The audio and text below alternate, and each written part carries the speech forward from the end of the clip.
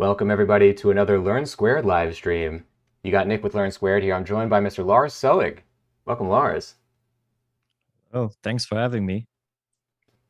Guys, we have a really exciting show for you today. Can we get some hype in that chat? Post some hearts, post some love. Lars has launched his course today. If you go on the Learn Squared site, I know we said we were going to launch it tomorrow, but we actually came out with it early, just for you guys.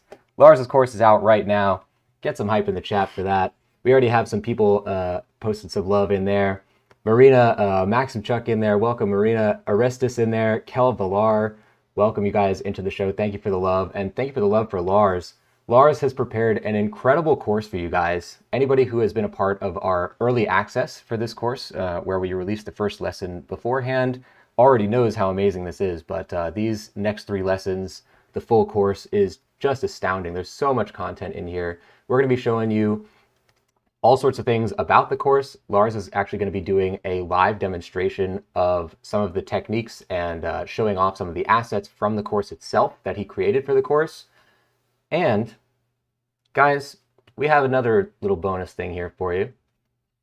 We're giving away a copy of the course on today's show. We are giving a free copy of Lars's course to one lucky viewer on today's episode. So the way you're going to want to do that is in the chat.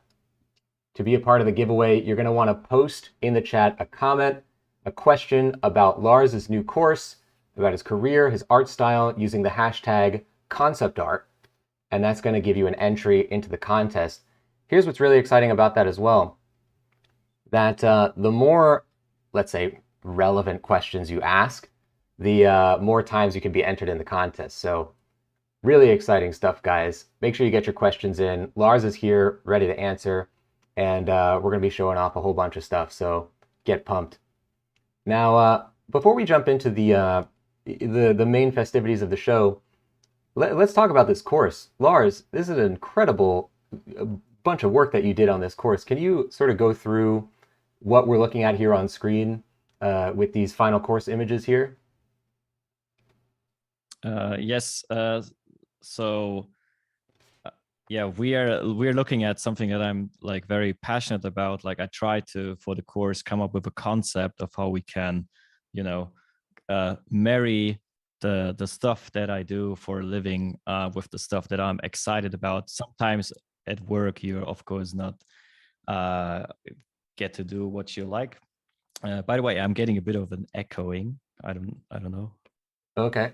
I will try to get rid of that for you, Lars. Okay. In general, because it's such a organic thing, but I think we managed to do that quite well by splitting the course into several phases that each student can basically tackle, sort of like a workout to some extent. Like that's the analogy I would use quite often, going with the course just to paint the image of how I go about designing things. It's a bit like a sport almost, and yeah, it's just super exciting. It came a long way, this course. It really has. I mean, this is the first time that we did an early access version of a course on Learn Squared, and that wasn't just a kind of like arbitrary choice. Like we were legitimately adding so much content into this, versus what was originally recorded for it. So we're going to go into some of the additions that Lars made for this course, a bunch of the hard work that he did.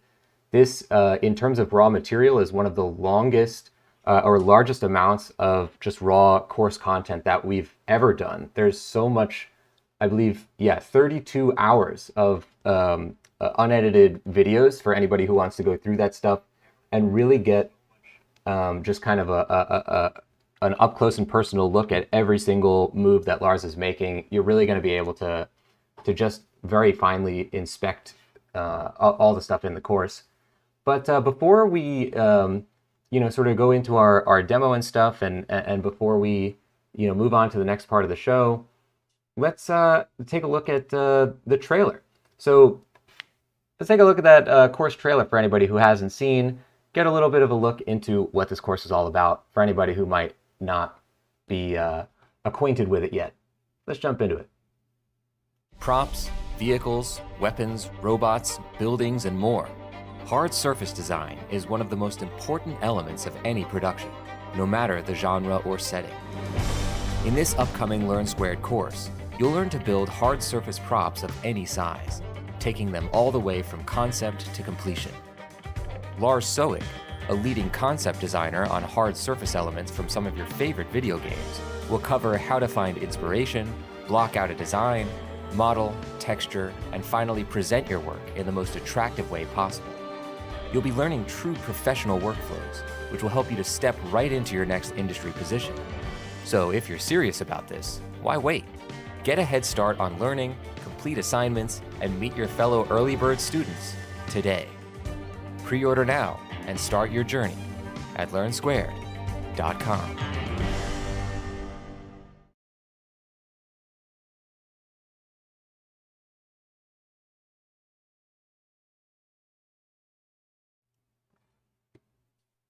Guys, that is a course trailer, and as you can see on the top of your screens right here, we are doing a giveaway on today's show. Hard surface design, you just found out about it during the trailer there, and as you can see on the top, comment with a question about Lars' new course, his career, his art style, using the hashtag conceptart for a chance to win a free copy of the course.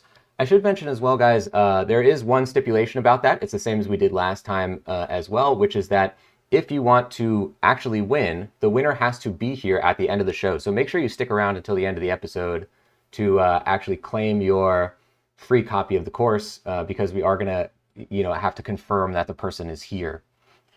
And keep your Learn Squared usernames handy as well, because that's how we're going to be giving out the copy. So I'm sure all of you guys are already Learn Squared users. If not, it's free to register on the site. Because we're going to have to, obviously assign that free copy of the course to somebody's username. We have a couple of questions coming in here in the chat. Thank you guys so much for the questions. We're going to get to those in a second. Keep them coming because, even if I don't get to your question yet, that doesn't mean I don't see it. They're all getting added by the people behind the scenes as giveaway entries, all the ones that are, eligible. Can you just take us through what are some of the software you're covering in the course, and what are the alternatives? Like, if somebody wanted to use a different piece of software. Yes. So, in terms of flexibility, when it comes to the tools that I use, I think the flexibility is there. I mean, I use a cut software tool as a main tool, which can be exchanged to the cut tool of your liking. I like cut modeling because you're basically dealing with an infinite amount of geometry. Well, it's technically not even geometry in that sense that you have polygons and so on, but rather you have like infinite planes that you can manipulate. So I make big use of that in the course. And in the beginning of the course, as some of you may have already seen who got the first lesson unlocked, we are basically using any polygon modeling tool that like of your liking. I use Maya because that's what I feel the most comfortable with. Although lately I also try to get a bit into Blender. You can also exchange that with Blender, of course. And the rendering tools can also be exchanged pretty much. Although I find Keyshot for the stuff that I'm doing the easiest ones, because you have shaders at your disposal that you can just drag and drop. It's pretty much a no-brainer. So you can copy that workflow if you're going to use the same tool here. But it's all interchangeable, and same goes for Photoshop eventually when we are like rendering things out. I mean, Photoshop is probably the most common program for image manipulation. So I guess that's something people would prefer over anything else. But other than that, it's pretty much interchangeable. Although for some tips and tricks that I'm using, I of course would recommend, having the same tools at hand. Yeah, I mean, it's interesting though that it really is possible. You're mentioning, if you want to do a specific tip that you're giving, maybe the same tools are necessary, but even those tips, the same results can be achieved, of course, in different software Absolutely. as well. And I think what's so great about the Learn Squared community is that everybody is in this kind of like objective to be in the concept art scene or in the art scene, and being an artist is all about being a problem solver. So if you have different software than whatever the person is using, that sometimes that's part of the experience, being able to achieve the same results with that stuff. And what I always think is great about our courses and all the instructors, all you guys who are making these courses, is that you're giving these tips, and you're giving such incredible advice on how to make art.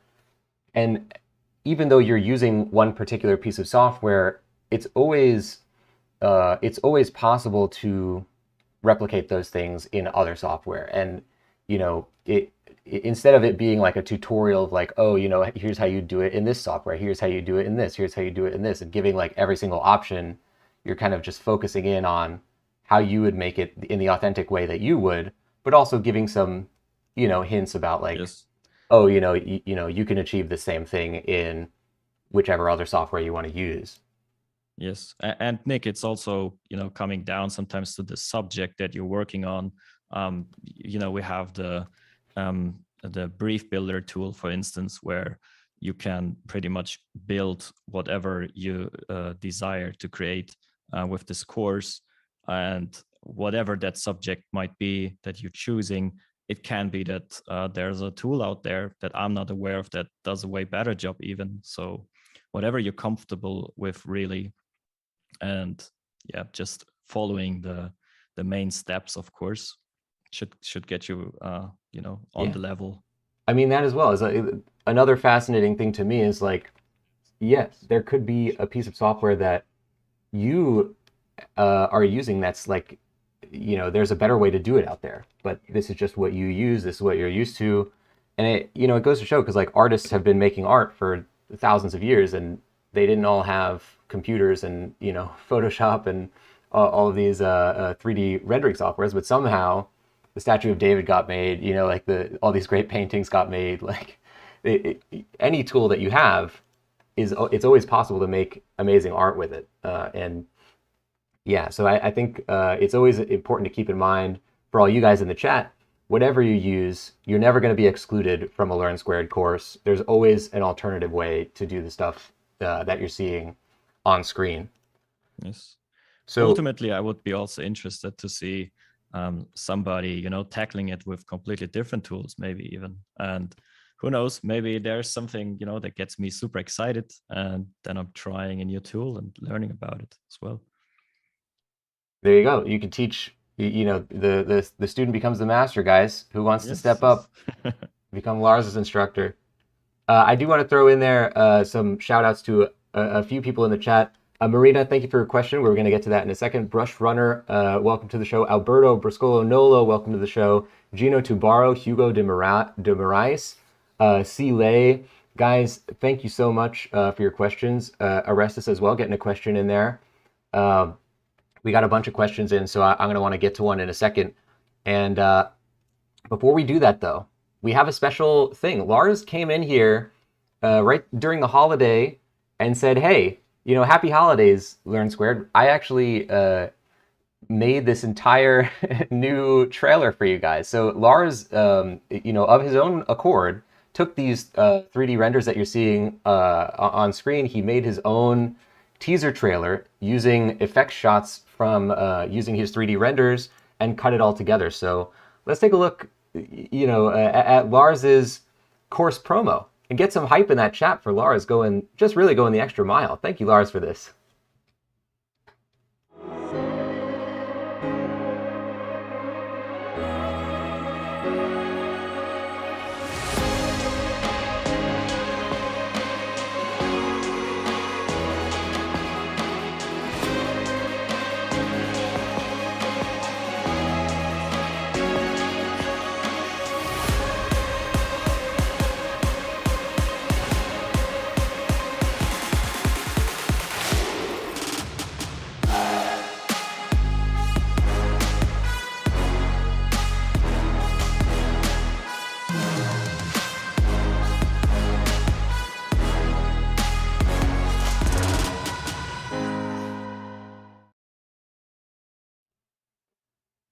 A round of applause, ladies and gentlemen, a virtual applause for Lars's course teaser trailer. You're really giving our editing team a run for their money, Lars. That was really cool. That was amazing. Um, so can you talk about the 3D animation techniques that were used for that trailer are not necessarily taught in the course, but the ability to make the model that's seen on screen that's being shown off, as Oh well as the yes, final renders at the end, are in the course. yeah. I mean, we actually never talked about this, right? But this is basically just the final key shot scene that I have, and I made a bunch of fly cams, which is super easy in Keyshot actually. So um, yeah, I didn't even change any lighting or anything to the model. I just inserted some cameras and then did a bit of After Effects, of course, to get like these lens effects. So there's like a bit of blurring going on and so on, because the camera lens blur in Keyshot may not be the best. It usually tends to get a bit noisy. But yeah, other than that, it's pretty much what you can do with your final model once you're done, like create a little turntable or whatever you want to create. And again, guys, ultimately, this course is teaching you how to use professional techniques that simulate a professional setting. There's even a part at the end of this course that I want to talk about a little bit later where Lars simulates client feedback for you and what kind of advice you might get and stuff like that. So, this is just an example of like you as the concept artist are creating this hard surface design as images, but of course the 3D models also exist, and the person who takes this further down the line is going to be doing something with it. So that's a good example of like how the work that you do, working on this course can form into something else, either in a professional setting or if you choose to take it further after the course. I think that's really amazing, and thank you again, Lars, for doing that. Yeah, I think like especially during some of my latest projects where I applied this type of workflow, I was actually quite successful with getting almost one-to-one implementation of my design with that, like delivering it through the 3D artist team, and they're of course doing an incredible job of like taking my model further, optimizing it, and sometimes even doing like little fixes, which is also covered, as you mentioned, in the course, where I would like, give them little hints on how to implement certain parts if I don't have time to change the model, for example, and so on. So yeah, I think it's a very good representation of what you can achieve with this course on certain projects. So we got some love in the chat there for the trailer. We got Meenakshi Kaushik in the show. First of all, join in. Welcome, Meenakshi, into the show. Warren King saying, nice. Aresta saying, wow, it looks great. Gino Tubaro saying, clap, clap, Lars. Hi, Vaughn with the claps. We got the virtual round of applause. I appreciate it, guys. Tagore Mazzoni, welcome into the show. Merritt, welcome into the show. Meenakshi getting a question in there as well. Thank you. We will get to that in a little bit. Thank you so much, guys, for the enthusiasm, for the love. And I want to get a question in there for you guys in the chat. Turning the tables here, asking a question to the chat now.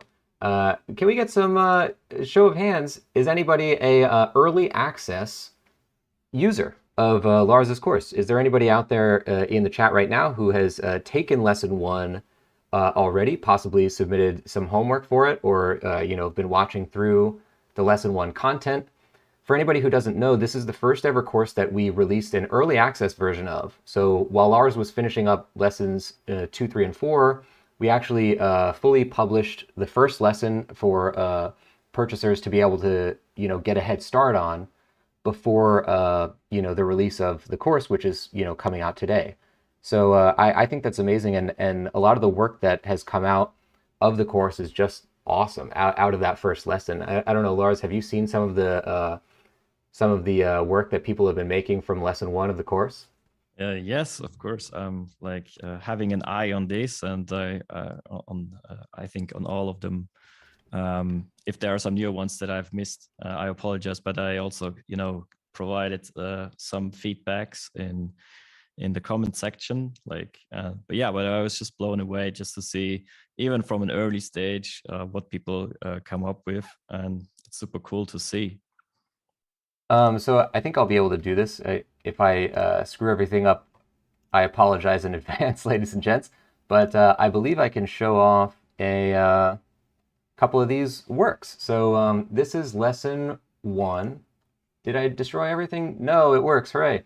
So this is from lesson 1. These are 4 of the different blockouts that have come out of that. And this one, Lars has had some influence on, I believe, with these different concepts. Lars gave some great suggestions in the chat. Thank you, Jordy Third.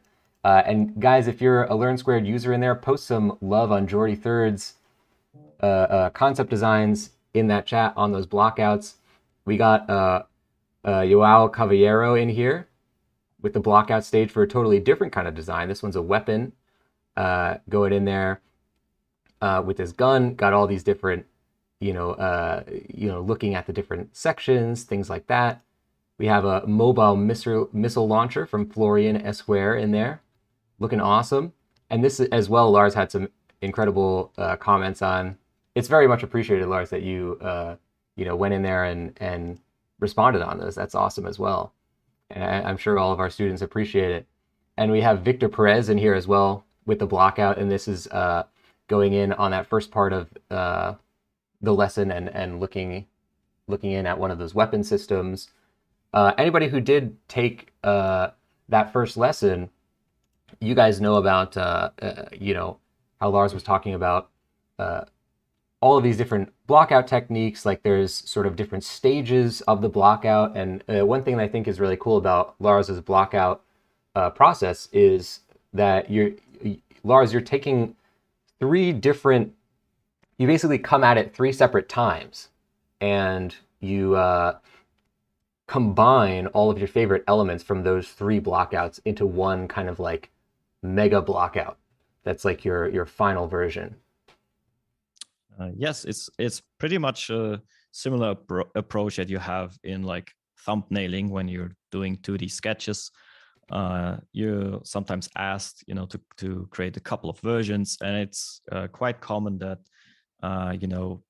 people pick and choose the best parts of each version and then just merge them.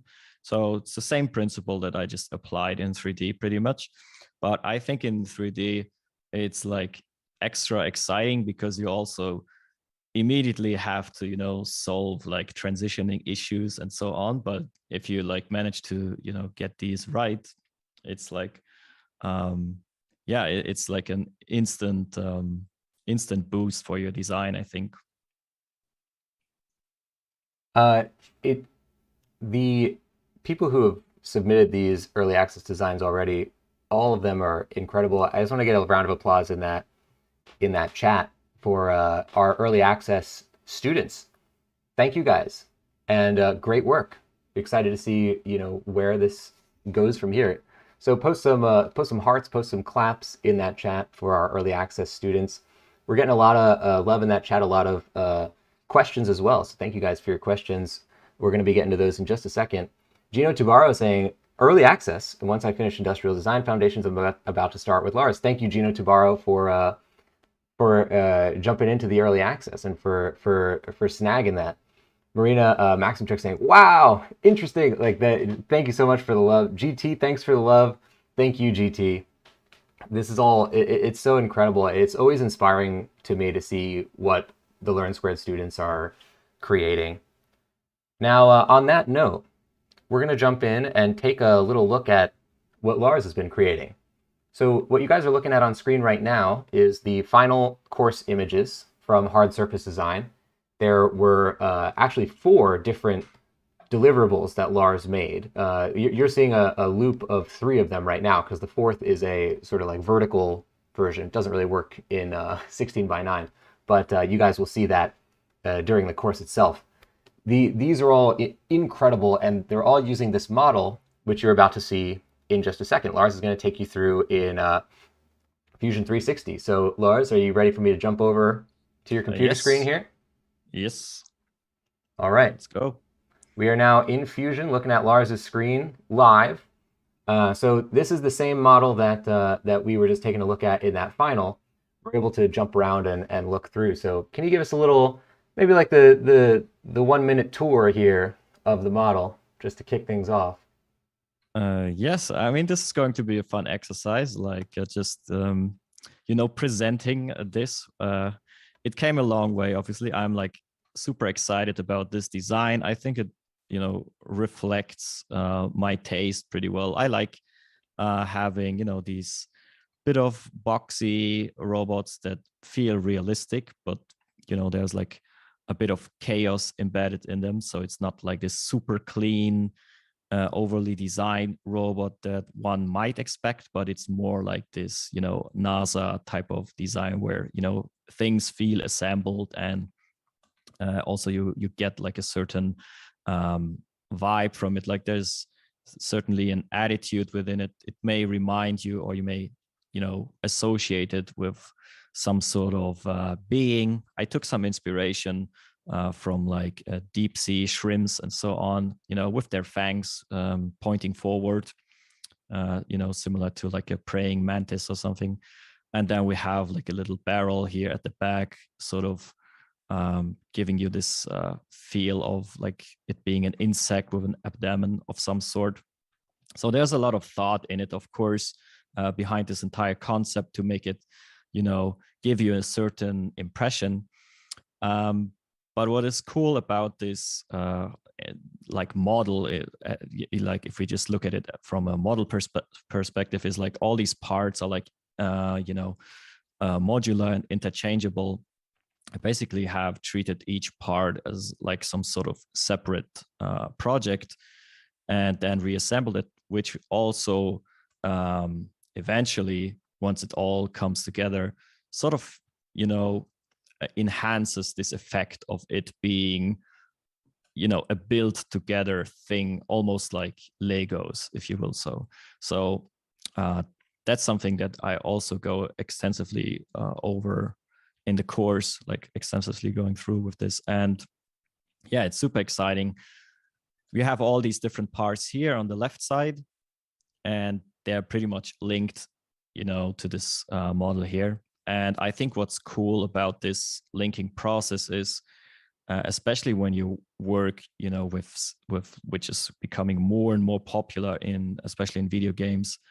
If you were going to create like a legendary skin or something of this model, if you're going to create cosmetics or just a different version of this, even, you can pretty much, create like copies here of your design, and then have them basically relink to your design. Like I can now work on this head here individually, and I can do a couple of changes and basic. Yes. And Nick? one thing that we were talking about before the show that Lars is going to be doing for you guys actually is doing exactly that. Maybe making a few changes, sticking it on the robot, and being able to kind of like show just the flexibility of this whole workflow. Yeah, let's actually do that. That's cool. But real quick before we jump in there, though, Lars, I do want to get to a couple of questions in the chat, and a few of these connect pretty well to what you've been talking about. Brush Runner asking, being mostly a 3D guy, how are you practicing shape design, and how do you go about establishing your visual language? Yeah, that's a very good question. And to be fair, like in the past, it gave me quite some headache, because I'm coming from a more pure 3D background. So I had to kind of like learn this the hard way. However, it's similar to like how you would basically fall into the trap when you're just designing on 2D. Like you're going to come to a point where you just realize that there are like things like design language and different shape of form that need to be consistent with other parts of your design. And yeah, I don't really have like a particular way of practicing it. I think I just try to make myself aware of it constantly throughout the process. So in the course, actually am also critiquing myself and this design in regards of some of the decisions that I make in terms of design language and shape and form. And yeah, I'm basically covering some of the decisions that I make here, some on purpose, some less on purpose, and then, realizing later that there is some way of improvement. But it's pretty much something that you can also practice in 3D by just failing a couple of times and then just redoing, I guess. What is art if not failing until it looks good? Exactly. Nathan Kin in the chat saying, early access user here. Thank you, Nathan Kin. Been following Lars's works for a while now. When it was announced that he's going to be developing a course, I had to jump in. Thank you so much, Nathan, for the support. And we're excited to hear what you think of the second, third, fourth lesson now. A lot of love here for Lars in the chat. We also have Sky Creeper in the chat as well, saying Lars is so genuinely talented and creative. Came across him in the COD era. Yeah, that's Call of Duty. Aha. I used to do like Call of Duty frag movies, and montages on YouTube back in the days. I was thinking like worked on. Oh, so you were creating gameplay montages. Exactly. Yes, I was actually playing myself, also like competitively, like not too competitive. Like I was never that amazing at any COD game, but I was fairly good. And then I would, collect some demos from talented players and basically recorded them and edited the footage and created like a cool little, montage basically with some effects here and there. It was quite fun. And nice. Yeah, it was a great time. Like my early creative days. It's probably important too to be a genuine fan of the stuff that you're working on, when you're working on things, like when you're working on Battlefield and Battlefront and things like that, like being a fan of competitive shooters. I'm sure that comes in handy. Yeah. I mean, also the little trailer that we looked at earlier. I mean, I did this fairly quick, but I think I couldn't have done this, if I wouldn't have, any sort of background in that field. Like I know how to use After Effects and I know how to composite video, so there are always advantages of, also coming from different fields, trying to merge different fields and always be inspired. And so we have another couple of questions here. Let's jump into one more question here. So Pavel Ryskov has a good question that I think a lot of people wonder when getting into a course, which is what percentage of the course is devoted to design in relation to technical knowledge of the program? That's a good question. I actually I watched the course, in bits and pieces because it's like I haven't seen it like released chronologically. Really, if you have to imagine if you work on a course, it's like you need to stitch a lot of parts together and try to give it a lot of flow. And I think it's hard for me right now to put a number on this percentage. Yeah, I suppose that's possibly a better question for me to answer now that I'm thinking about it. Exactly, because I've seen the whole course. Pass it on to you. But in terms of technical knowledge of a specific program, one of the things that we were talking about earlier that's great about this course is that while Lars is using his preferred software, there are always alternatives that you can use. So you don't necessarily have to know the exact program that he's using.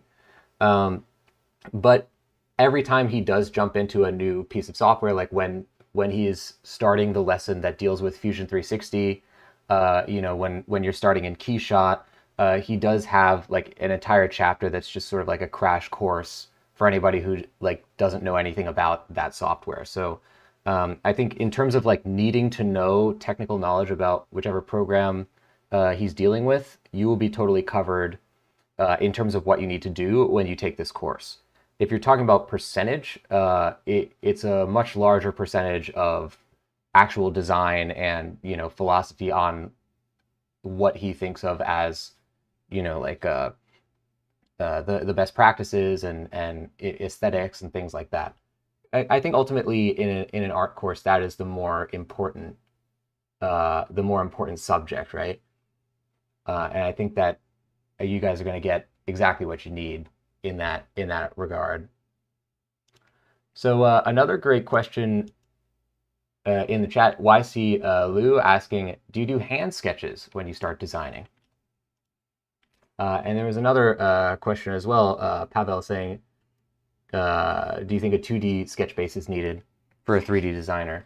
So thank you guys for your questions.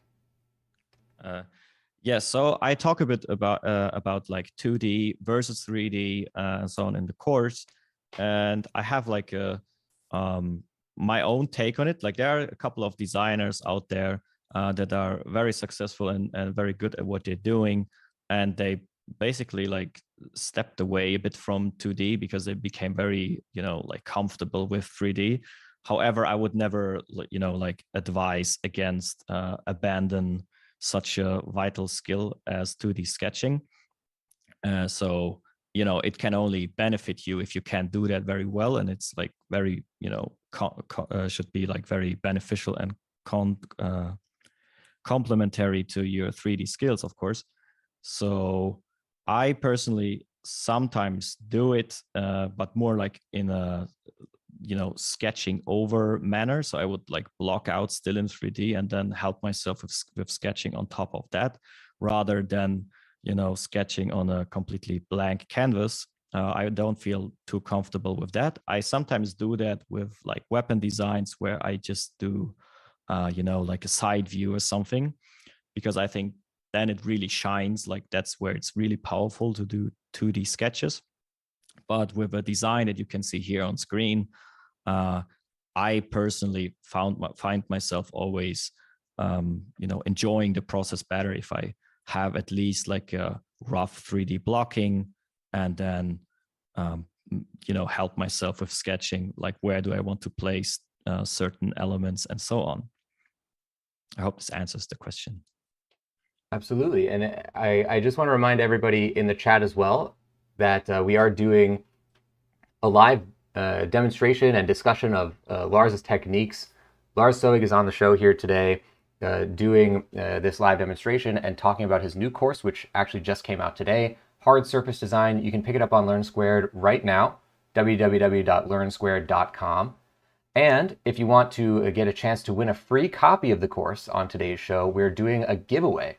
So as you can see on screen, there's a graphic on screen right now. If you want to be included in that giveaway, comment in the YouTube chat with a question about Lars' new course, his career, or his art style using the hashtag conceptart for a chance to win a free copy of the course. A couple of stipulations about that.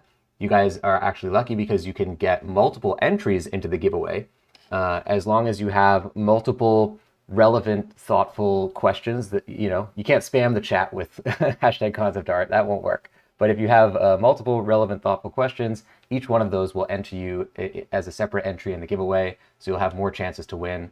The other thing to keep in mind, stick around to the end of the show, because that's when we're going to be announcing the winner, and the winner does have to be here at the end of the episode to claim their prize. So keep that in mind, guys. Get those questions in there. Thank you so much to everybody who's been asking questions. Before we jump into more of the demonstration, we're going to jump back into the trailer. For anybody who hasn't seen, maybe you're coming in late, or maybe you just like watching the trailer, we're going to jump over to that course trailer one more time. So we'll see you in a second, guys, with more show. Props, vehicles, weapons, robots, buildings, and more. Hard surface design is one of the most important elements of any production, no matter the genre or setting. In this upcoming Learn Squared course, you'll learn to build hard surface props of any size, taking them all the way from concept to completion. Lars Sowig, a leading concept designer on hard surface elements from some of your favorite video games, will cover how to find inspiration, block out a design, model, texture, and finally present your work in the most attractive way possible. You'll be learning true professional workflows, which will help you to step right into your next industry position. So if you're serious about this, why wait? Get a head start on learning, complete assignments, and meet your fellow early bird students today. Pre-order now and start your journey at learnsquared.com.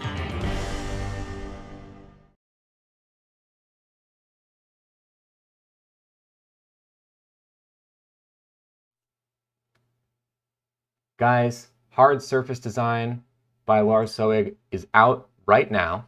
Came out today. Once again, congratulations, Lars, on launching this amazing course. Thank you. Yeah, I'm super excited. It's been a while. It's been a long time coming. Lars has put so much work into this course. I'm gonna be talking a little bit later about more specifically sort of a whole bunch of the content that is in this course, and specifically what Lars has recently added to the course. There's a lot in here, but right now we want to jump into this demonstration. So Lars is actually going to take it from here and show you how you might be able to switch out one of the modular parts on this design. So he's going to be doing a little bit of live sculpting here, live 3D. Take it away, Lars. Yes. So one thing that is like really great about this whole workflow that I'm going to demonstrate right now is like you can work on insanely complex scenes such as this thing, and it's not going to throw you off in any way. Like for example, right now I just clicked on any part of this and just highlights me. Okay, here's my head. I can just replace it with the copy that I created earlier. And bear with me here for a second while I'm just going to move this in place, but it should be fairly quick. And what we can do then is, as I mentioned, we can pretty much create a version of this. And this is super handy when it comes to like creating, versions, cosmetics, or anything like this. Like for example, right now, if we would create like a legendary version of this, for example, I can just like open this head here and just get rid of some parts, which I'm just going to, make cooler or change. So we still have our, pivot points and so on. So there's like, we have everything in place how we want it to be. There won't be any collision issues or something. And let me just go in here and make like a completely different design. Of course, I'm just like, making something right now. There's no real planning behind it, but I'm just showing you like how crazy you can pretty much go with it.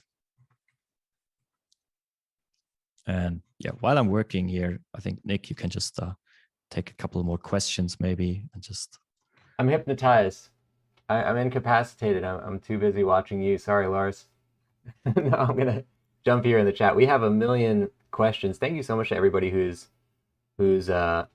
asking these amazing questions. I want to throw some love in that chat for so many people who are being positive and excited for the course. Really happy to see all this excitement and positivity. So I just want to shout out some names. You ready for some names, Lars?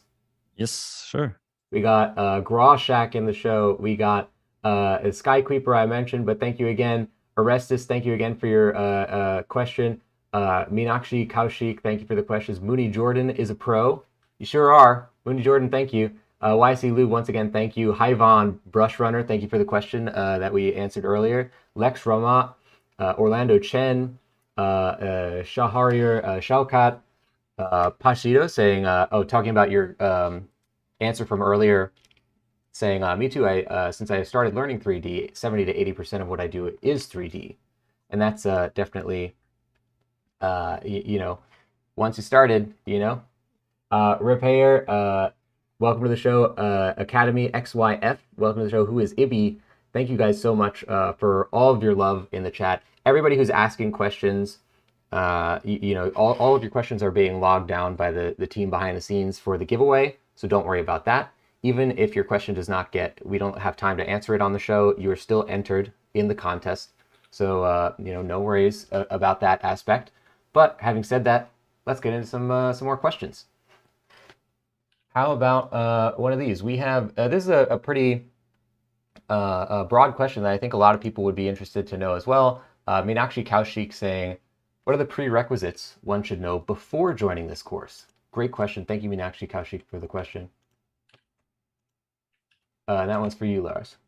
The prerequisites. Can you translate this complex word for Oh, a sure. non-native speaker? Sorry. What should people know about the art making process before they get into the course? So it's heavy 3D, obviously. Everybody that knows my work, I enjoy 3D. I actually use 3D even for stuff that looks 2D in the end. And yeah, you should definitely make yourself aware of that.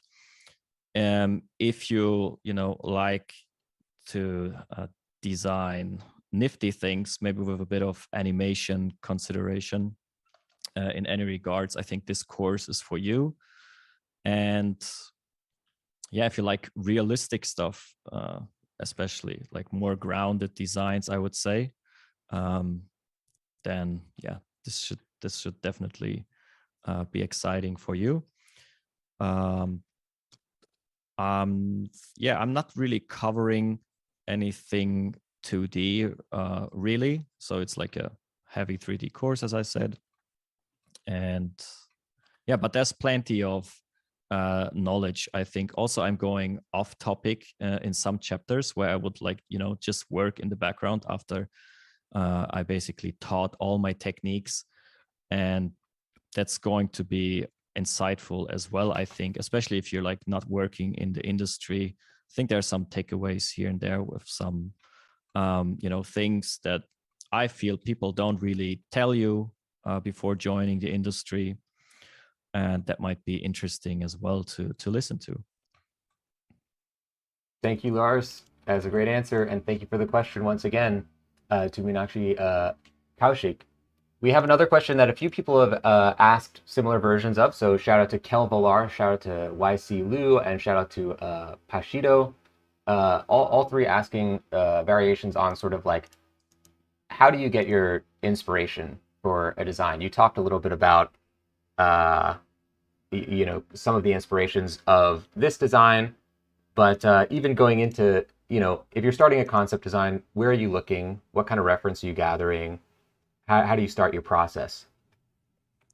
Yeah, so I made it a habit to, whenever I stumble over anything that is cool, that I would just save that. And I mean, like, not saving it in my head, but like really download it. And I have a couple of folders where I save all my stuff. I can like quickly show you one of these folders, for example.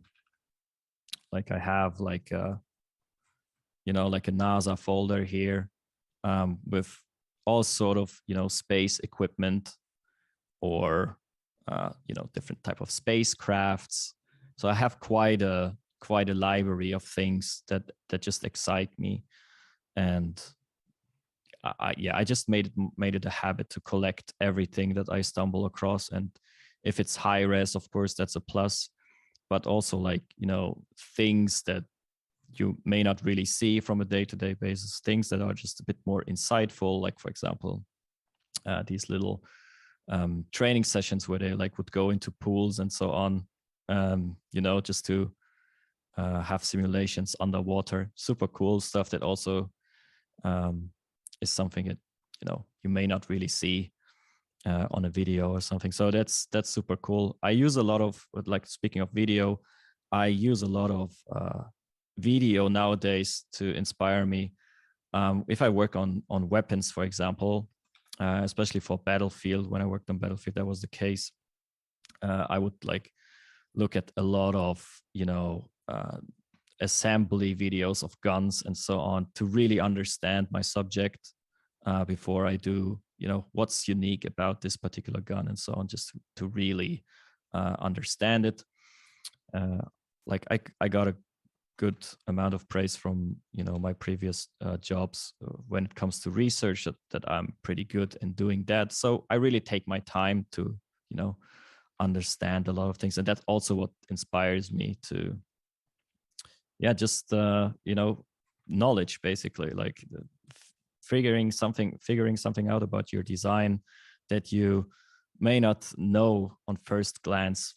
And there are always some interesting things that you can discover, and those things keep me excited. And then I, of course, want to capture these, or even develop these things further. I apologize in advance to anybody who's hearing a giant leaf blower that for some reason just appeared outside my window. Sorry about that. Another question that sort of builds on what you're just talking about, though. Lars Alberto Boscolo Nolo just recently asked sort of a similar question, maybe a little bit of an extra answer required, though. When applying for a position as a concept artist, what are your thoughts about being an expert on a specific field, like being passionate or an expert about aircrafts or weapons or architecture? Do you think it's important to have? And this sort of builds on what you're talking about. When getting into hired for a new job or recommended for a new position or something like that, do you think that that is very useful to have kind of like a signature style like that? Yeah, so I mean, being an expert obviously like implies that you're like extraordinarily good at something, which that puts you in a good position per se, just by default. However, depends a bit, I guess, what you're an expert in. It there are so many experts of one subject versus the other, and what played out for me pretty well so far was that I have a bit of a niche, I guess. Like, I mean, I'm also doing weapon designs, but I was doing a lot of character oriented gadgets, and that's what I get hired for like lately, and that's like very popular in games right now. And yeah, I understand the gameplay aspects behind it. I'm trying to meet all the requirements while creating exciting designs that also players want to feel and yeah, experience, basically. So being an expert but in a niche is probably uh, a good spot if this niche is also like, let's say, people want that, people are looking for talent in that regards. But other than that, it can also put you, of course, in like a spot where you're not too flexible. Like I see a lot of people that want to become like weapon artists or something like this, and then if you're like competing with a lot of weapon artists, you need to be really, really good, of course, to set yourself apart. So sometimes it can be good if you like spread your wings a bit, and not only be good at weapons, but you're basically able to take on something else, I guess. That's what I'm trying to say. Just Yeah, and to increase your chances. from anybody who has watched the first lesson, like for some of our early access users, you'll recognize kind of a similar story from Lars's career as well. I mean, Lars, you, by being sort of flexible and open to different styles of art, you were able to kind of like switch a little bit your main style of art.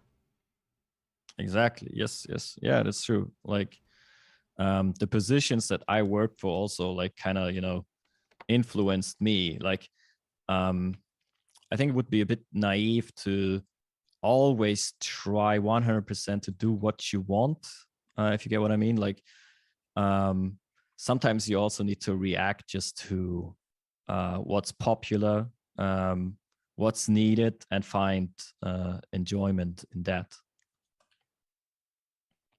And we have a question here, one of the earliest couple of questions from two different people who asked sort of similar questions. So I'm going to combine them together. Thank you so much to Marina Maximchuk and to Lay for these questions, asking about is it possible to create great hard surface design without engineering skills? Or do you think that engineering skills come in handy for this kind of artwork? Great question. Thank you guys for the question. Yeah, that's a very good question, because um, a lot of people sometimes would, ask me if I have a certain background in, I don't know, industrial design or whatever, and I actually don't.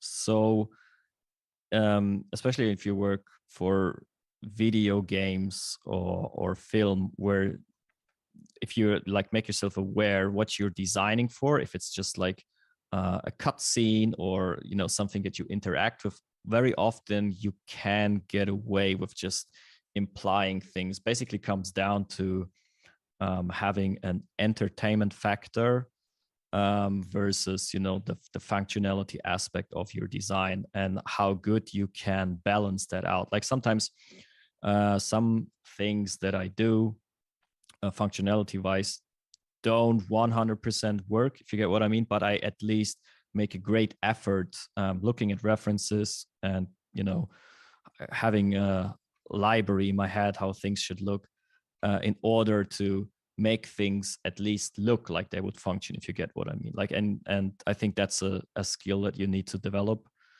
And yeah, basically just um, sell your design this way. If it's not 100% working how it's intended, it's just like make an art out of that, pretty much. Alberto Boscolo Nolo talking about the previous question, having answered their question, just thanking you. That was clear. Thank you, Lars. Thank you for your question. And guys, Lars is out here, created a whole massive course. If for anybody who doesn't know, this course, Hard Surface Design, just came out today. It just came out of early access into the full release today. The course, I'm just going to throw some numbers at you here. Guidance, like instructional material, is 12 hours, more than 12 hours of narrated, guided instructional material over the course of those 4 lessons. That's huge. Bonus materials, where we have unnarrated process videos of art, of just the art being made.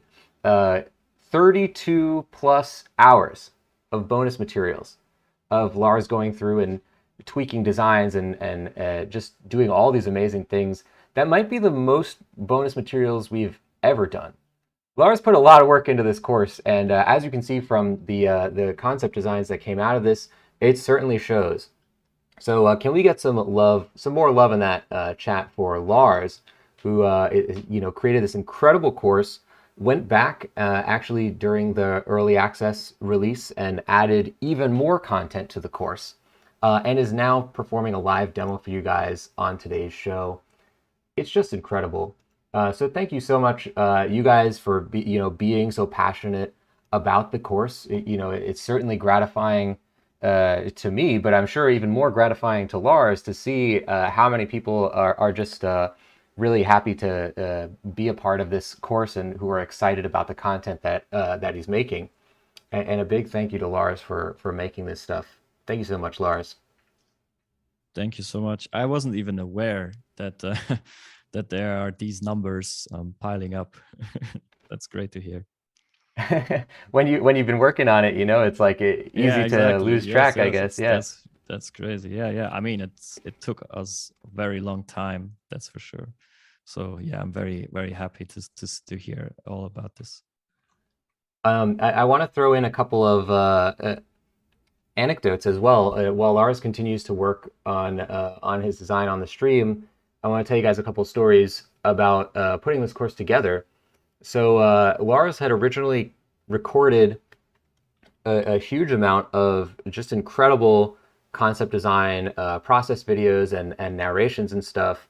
And when it was time to put the whole course together and really make it into something that gets released on the site, we sat down and we actually ended up coming back, and Lars during the time of this ended up recording a whole bunch of extra hours of extra narration for this first lesson that has been released. And then I want to say like maybe like 5 hours of new narration for the next 3 lessons, like a huge amount of narrated content, and then actually created maybe even an hour or two of bespoke, like brand new demonstrational videos where he goes through and explains in more detail the various concepts behind his workflows. You really went like so far the extra mile, Lars. It's incredible. And one of the things that I thought was really fascinating was this kind of Photoshop breakdown that you made. Do you still have that on your computer, Lars? That Yeah, we can like jump right into that. Before I do that though, I would just want to quickly show you what I did here. Oh, And absolutely. We're going to it's be coming back to this as well. it's just I mean, it's not done or anything, but I think there could be something really cool done with this. I was actually planning to add some volume here at the bottom again, but however, if I now save that, and if I go back here to my design, I can basically just update this scene here, and then there you go. I have like a new version of this robot hat inside here, and I can just like switch it out and so on if I want. So there's the benefit of that, and it still works, just looks different. That's So amazing.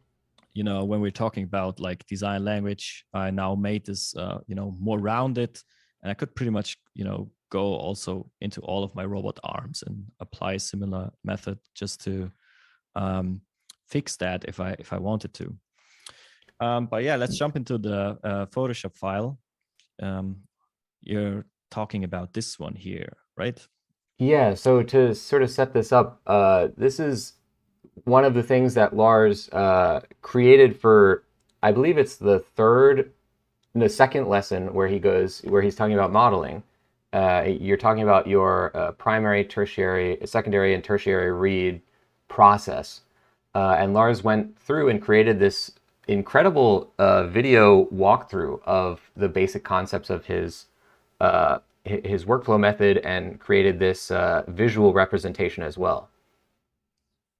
Yes. So to explain a bit where all this is coming from, like the primary, secondary, and tertiary read, it's just like a um, you know visual differentiation, or separation of layers, where time also comes a bit into account, but it's pretty much there for you to understand better of how we perceive imagery or video. You know, when we see something for the first time, we would like see the silhouette first, and then more details would jump in and so on, and that of course happens like in a incredible amount of speed. But when it comes to designing, you can pretty much use that to your advantage. Not only will that like structure of how you place details and so on, but it also just going to make your entire process more organized, and that's basically how I also structured the course. It's going to make you avoid falling into the trap of over detailing parts. You're going to be very mindful about how you apply detail, which has been always very important for me. And yeah, let's just jump into it so you get a better understanding of what I actually mean. So you have this image here, and you can, we have a lot of details here. We have, these two dudes in the focus, and probably our, first attention that we're going to like the first spot we're going to look at is probably like this guy's face or the second guy's face. Not only are they red, which is like a very attention-seeking color, but they are basically humanoid. So we as humans, we are like kind of hardwired to seek for eyes, or seek for the head first. So that's a good way of like placing focus in that sense. And I'm going to explain to you in a second how this like translates to 3D. But pretty much the first thing that you're going to that your eyes are going to see. It's of course not 100% accurate. It's way more complex than that. But this is basically how I'm trying to explain to you what I mean by primary, secondary, and tertiary read. It's like the first thing you're going to see is like a very blocky representation of what's about to come. So you have like these red silhouettes that are going to strike you, and your brain probably picked up, some light sources here and there and some general color, and maybe not even color, but just shape in general. And then, you know, uh, roughly a split of a millisecond, maybe even, I don't know how fast this happens, of course, but you can pretty much get more forms in. You have like a bit more silhouette going on. You have contrast in different parts that is increasing, and some like surfaces get more clear and so on. And that goes even further. This here would probably be like a secondary read phase kind of level, how I would explain it, where you would have all shapes and forms. You have details pretty much within details, and then as a last thing, which is pretty much the first picture, is like where you have all of it coming together. You can even like look here in the background that is out of focus pretty much, and find interesting details and like little text, even little patterns, little lines within these shapes and so on. And this is also how you this is not only how you would build up this image in your head in order to compute it, but this is also pretty much how you design it. And I take that to the 3D phase, where we have like a blocking, and then we have like a first pass on like let me open Fusion real quick. Like on each of these different parts, we have like a first pass, and I explain to you how I would, what rules apply for the first pass, what am I looking for, what level of detail are we aiming for here, how much time even we spent on it. And it's a bit like an exercise for each part. You can almost see it like we're going to the gym and we are going to perform a couple of sets, and then we have breaks in between, and we are going to apply a second pass where another rule set would apply, until eventually we get to something that is like on this level of detail, which of course you can push even further. I mentioned in the course, like some of my edges here and so on are not even like filleted and so on. That's something I would invite you to do, to bring this a step further. But overall, this is the level of execution that I'm seeking, and I'm 100% preparing you to achieve. Yeah, and I think that like that Photoshop piece that you use to demonstrate is so perfect to give you that idea of like, yeah, when you glance at something, you're only going to see the important things first. And when you're modeling, of course, it's kind of the same, just as important to start with those things. It's very easy for any artist to get too carried away and like just kind of tweaking at a bunch of little details in the early phases. But of course, that's not really serving them very well, because it doesn't deal with like the major silhouettes and the major shapes. And your method, as well as your method of explaining that, I think is so great.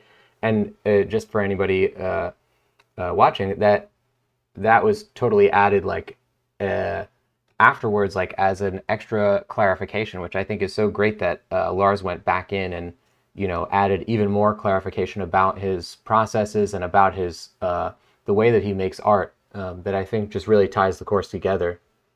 Yes, I think it also helps in the in terms of learning modeling and adding detail. Like it will rewire basically your thinking of how you approach it. And since we perform this a couple of times in repetition, this is going to stick, and then you will understand, like you will be able pretty much to perform all three layers on one thing, pretty much like kind of like I did here with this new hat design, pretty much, where I would like skip through them because I just kind of know what I'm doing and become more comfortable with it. So, guys, what you're seeing right now is a live demonstration of the techniques in Lars Sowig's brand new Learn Squared course called Hard Surface Design. The first lesson of this course was previously out in early access, and today the whole course has been released as of this morning. So anybody who wants to pick it up, you can find it right now, learnsquared.com. We're also doing a giveaway on today's episode, so if you want to be included in that, don't forget to ask a question in the chat about Lars's new course, his career, or his art style using the hashtag conceptart. That's right there in the YouTube chat, a hashtag conceptart and your question. And when you do that, you'll be entered for a chance to win a free copy of the course. Now, the one thing about that, don't forget to stick around to the end of the show, because that's when we're going to announce the winner, and the winner does have to be here to claim their prize. So guys, it's a really exciting day. We got more show coming up for you, but let's jump in to a trailer. I jumped the gun there. We're going to jump in and look at this course promo, which Lars himself has put together. So let's get a little hype in there for Lars's course promo, and we're going to take a look at that again.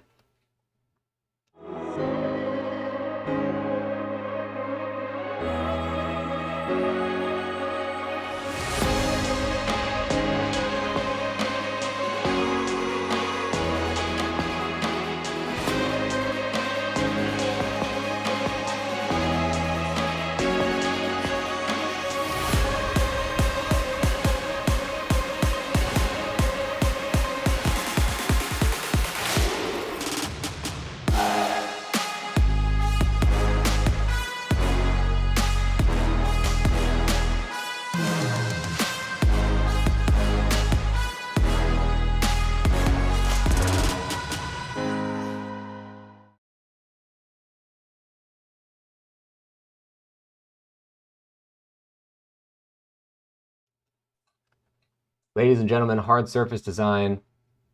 Lars Sowig put this incredible course together. Again, it's over 12 hours of guided learning material, over 32 hours of bonus materials for anybody who wants to really dig deep into his, every move that he's making and really reverse engineer his process. It's an incredible course. We do have a lot of questions that we have not yet gotten to, so we want to take a little bit of time to address those. While we're looking at on screen here, you're seeing some of the finished products from Lars's course. So these are 3 of the incredible finished images that came out of this course. We do have a question that's probably important to address here. So we had a couple of questions about this. Let me see if I can find one of them. So Arestus asked this question earlier, and Pashido asked it again recently. Arestus saying, will the free version of Fusion 360 be enough to follow the course? And Pashido is saying, looks like Fusion is pretty expensive. Similar question, I guess.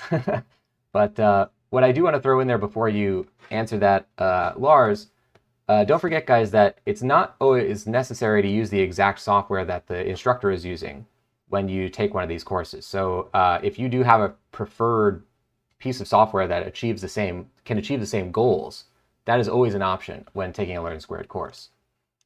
So take it away, Lars. Yes, so I was actually, specifically for the course, I was actually in talk with Autodesk to get an educational license just for this course and to make it. So yeah, you can do it with just a regular educational license. If you're like a student or something, you should be able to claim one of these as well. Well, I don't know that we can, that a Learn Squared student is necessarily able to do that, but there is a free version of Fusion that's available to anybody who wants to get it. That has it's a slightly different. Oh yeah, I mean, version. Student, you need to be a student in some official facility, I assume. Well, and in terms of the alternatives for Fusion that in the course you address this a few times as well. but it is possible to use alternatives to what you're doing in Fusion 360. Yes. Yeah, so it's definitely, you have options, ladies and gents. If you don't want to buy the the full price Fusion, then you can look into that student version, or you can always approach it with other similar alternatives that can achieve the same results. Again, being an artist isn't necessarily about like what tools you use. They say that a great, you never ask a great chef like what kind of oven did you use to make this. It's really about the person who actually created the food. Like if you're talking to Michelangelo, he just sculpted the statue of David. You're not asking about which oh, how do I get the same chisel that he had. Of course, these are important things, but at the end of the day, any chisel is gonna work just as well to to sculpt a statue. Um, that's not to dismiss the question, but definitely important to keep an open mind in terms of Yes, software. absolutely. It's not entirely necessary, that's for sure. But yeah, I understand, like, it's an expensive hobby, definitely can scale up as well if you have like multiple of these crazy tools. But also, like,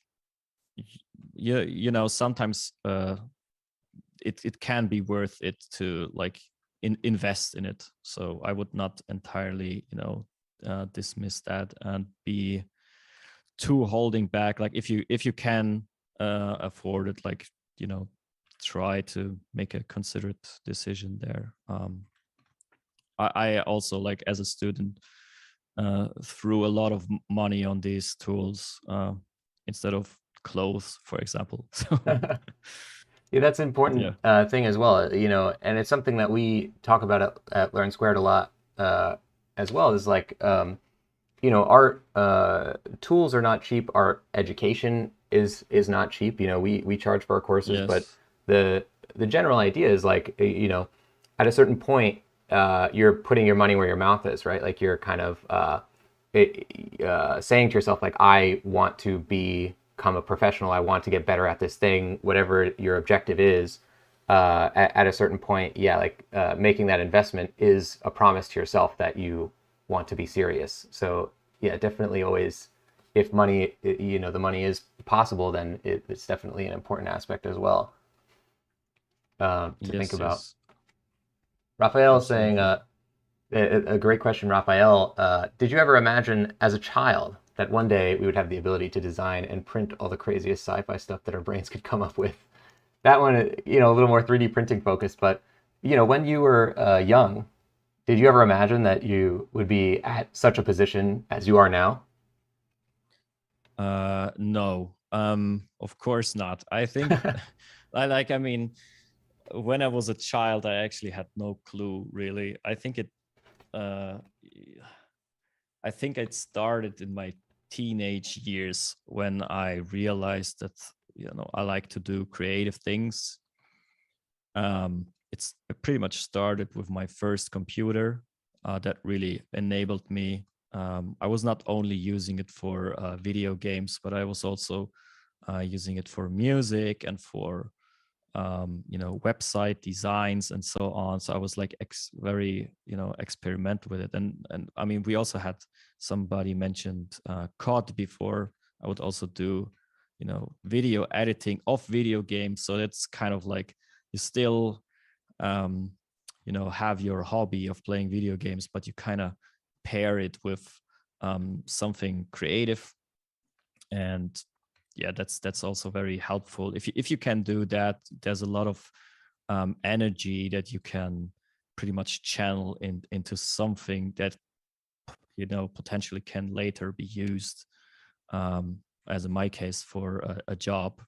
But I never had really like concrete plans. Oh, I'm going to become a concept artist. It's sort of happened, because like almost naturally, because I had a passion for video games, and I, you know, experimented with Photoshop a lot. And it's then so happened that we have, these amazing courses.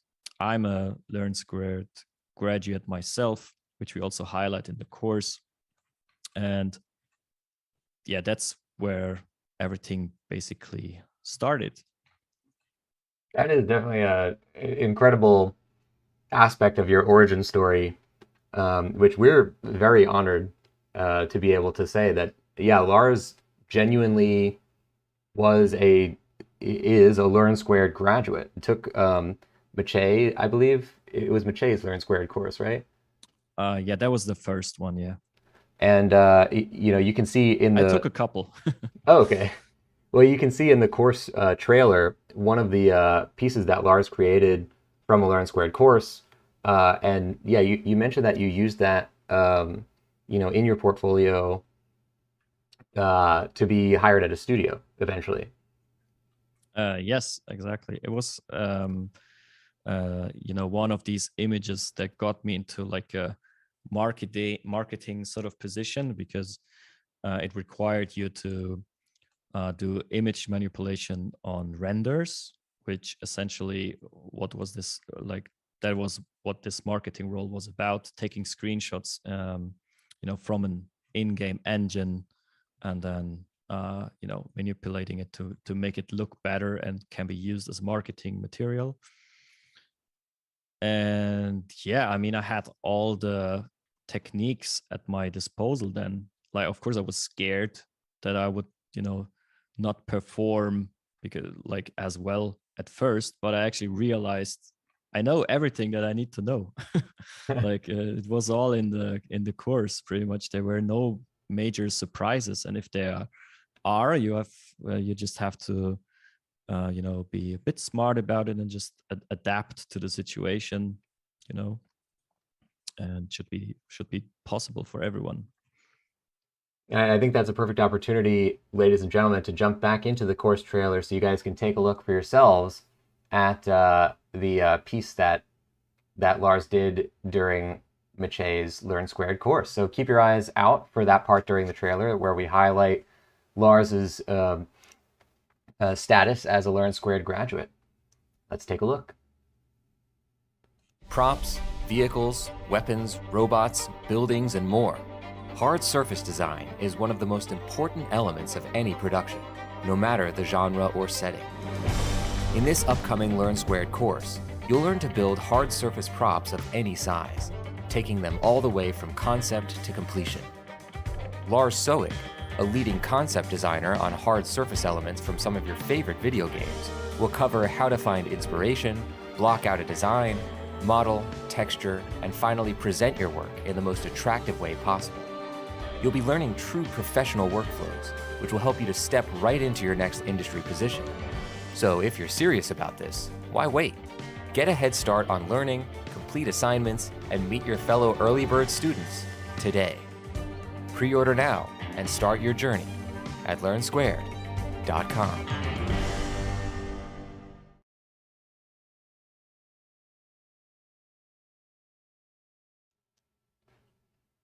Guys, as you saw there, Lars is a bona fide Learn Squared graduate. And if anybody who's just coming into the show doesn't know what's going on, maybe you haven't, you're just coming in. What we're doing right now, Lars Sowig is doing a live demonstration of the techniques featured in his brand new course. You can find his course, Hard Surface Design, right now on learnsquared.com. The course has just released today.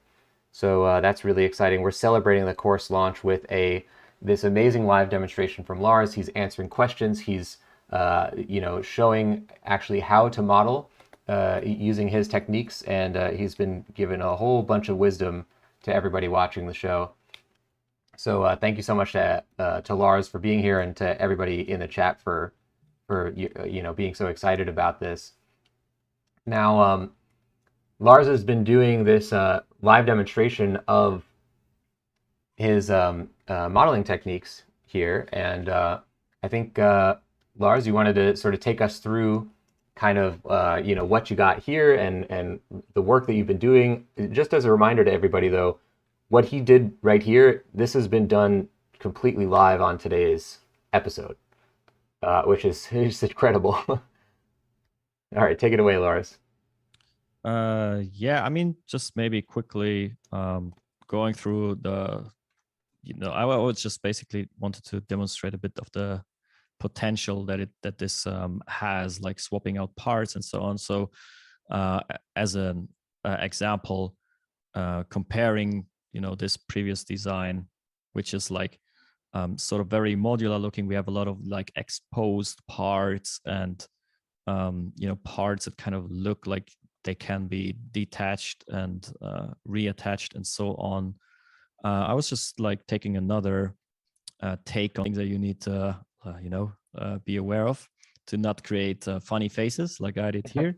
But you know that's something you can, of course. But yeah, one thing I also thought could be cool to cover is just a bit, like how I um, think of details and so on. So I will just do this live here.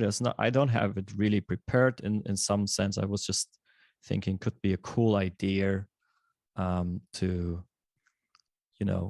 talk a bit about like particular details that come up in industrial design that are sort of exciting, and you can see in a lot of designs, but people don't really know what they're for and so on. So um, I particularly like when things uh, look like they make sense to the best possible degree. So for example, in injection molding design and things like that, you will come across some very interesting terms where you have like actually let me quickly uh, yeah, it's fine, prepare this part here a bit for you. I think that So this ties in really well to a few of the questions that we have also. yes, sure.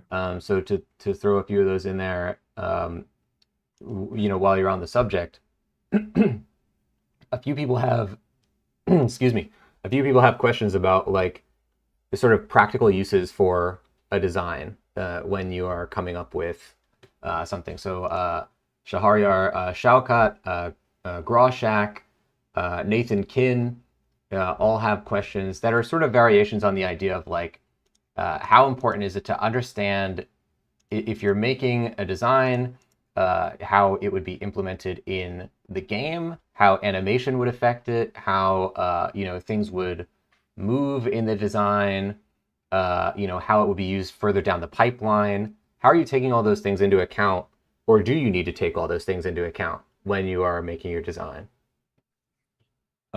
Yes, you certainly have. Like there's a level of believability that just comes with being mindful about functionality and making um, that stuff properly. Of course, when it comes to games, for example, I did like a couple of mechanical designs. Some of them were robots, some of them were just like some handheld devices, and it pretty much comes down to the brief of what's required. Sometimes I would also go overboard and have designs that are um, scaring people off, even where they would be too functional and a bit too nifty for for implementation. And then it's just like, yeah, these designs are cool, but actually they require us to do more work on the animation side. So you might have to cut that and find compromises or something like that. But besides making things look functional in order to push the believability of a project, I think it comes down to just being able to do things in any sort of functional manner. And yeah, depends on the brief really. Like if the brief says, oh, we have like this robot and all the arms and legs need to move in a certain way, then of course you have to come up with a blocking or a proposal on how you're going to solve that first, convince everyone, and then basically further execute. And I think it's very good if you are comfortable in 3D and maybe even can, make suggestive animations. You don't have to come up with a rig design. I never had to do any rigging or something in my career, but if you can just, suggest how things can move and so on, that's going to be very beneficial for you. Yeah, I mean, it makes sense that being able to at least understand how something is going to be implemented is always going to be important. Arestus has a great question that sort of ties into our previously released course. The previous course that we did with Louis Laurent, he focused a lot on sketching in VR. And Arestus is talking about, have you tried sketching in VR? If so, what do you think of it? Yeah, I actually have tried. Like I had one colleague in my previous company who was like super excited about it. So he actually, like asked our IT department if we can get that stuff up running. So we had, not sure what's the tool called. Is it Quest where you can like paint in it? I'm not sure. But it was certainly with Oculus, if I remember correctly.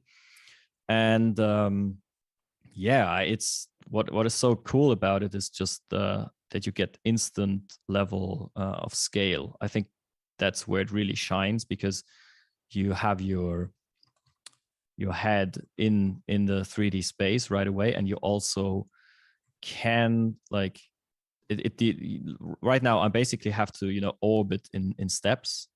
There are some people that use like 3D cursors as hardware to help with that, but in VR it's just like instant. You can pretty much turn your head around your design, and it's way quicker apparently. There you go. VR, the way of the future.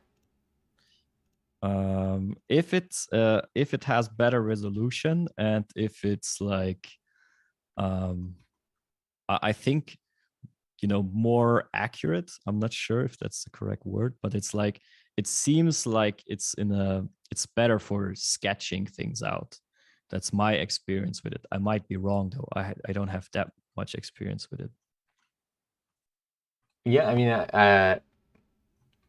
so let's say VR good for its certain tasks in just the same way that any software really is. Like there are certain softwares where you Exactly. might want to do Yes. particular functions. Uh, Yes, absolutely. Eat Sleep with It asking a quick question. Does this course explain your process for making those kinds of mech style cut lines or insets or breaks, details versus the rest areas?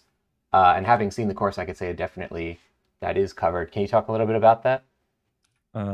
Yeah, I mean, I go over this whenever I have an example on screen where I actually like think about it. Like I basically go through the entire thought process in this course, and sometimes I put like focus on certain aspects, of course, because there are a lot of things you have to think about at the same time. But it's like made in a way where you like, if you go through the entire course, you will come across all sort of topics, including the one that you just mentioned, where I would explain level of detailing on certain parts, and when it's in my opinion too much, then I'm talking a bit about style, because there are detailing styles. Of course, some people like to put details on almost everything, and versus others that prefer to do less, and so on. So it should be covered for sure. So there's another question that a few people touch on in kind of different ways. Jack, Marina, Maximchuk um, had sort of somewhat connected questions where when you are modeling and trying to come up with compelling designs, what are the fundamentals to sort of become better at consistently coming up with compelling designs? And Marina expanding that to ask about, which ones have been the most difficult for you. Yeah, in the past, I think the most difficult ones are actually like one factor that determines how much you struggle, and that may sound a bit weird, but it's actually also like um, how many people are involved in the process sometimes, like Mm. because it's like a matter of perspective. I for my part sometimes don't like what I'm doing, but sometimes I like what I'm doing, but that may still not be successful for the project in the eyes of others, and they may have like super valid reasons for that, and then you start to struggle because um, you have to pretty much satisfy this department, and you know it needs to fit to the world, and these things need to be considered, and so on and so on, and it can like pile up fairly quickly. And I think that has always been when I like struggled the most. And spoiler alert, I think I there's not a single task where I don't struggle. Like it's always a struggle.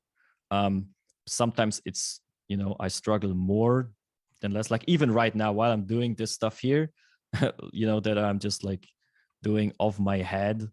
um it's a struggle. I mean, I it can always be better and so on, so that's when you have to go back in and try to do changes. And I think with time you just kind of become comfortable with the fact that this is just part of the process, and you will learn that um you kind of to navigate yourself through these obstacles more and more.